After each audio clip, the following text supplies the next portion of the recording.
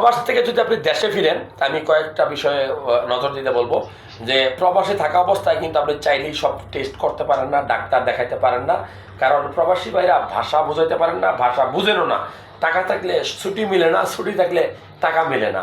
তো আমি বলবো দেশে ফিরলে 5টা টেস্ট করবেন। একটা হলো রক্তের পরিমাণ ঠিক আছে কিনা, রক্তে কোনো ইনফেকশন আছে কিনা, এটা জানার জন্য CBC, complete blood count test. হ্যাঁ, এটা আরেকটা হলো যে লিভারে কোনো চর্বি জমছে কিনা। লিভার খুব গুরুত্বপূর্ণ।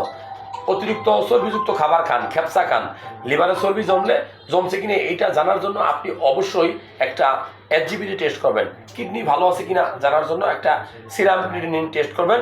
আপনার পেটের ভিতরে কোনো পাথর হলো কিনা। প্রবাসী ভাইদের কিডনিতে বেশি পাথর হয়, পিত্তথলিত পাথর হয়, লিভারে চর্বি জমে। এই বিষয়টা জানার জন্য আপনি অবশ্যই একটা আল্ট্রাসাউন্ড করবেন।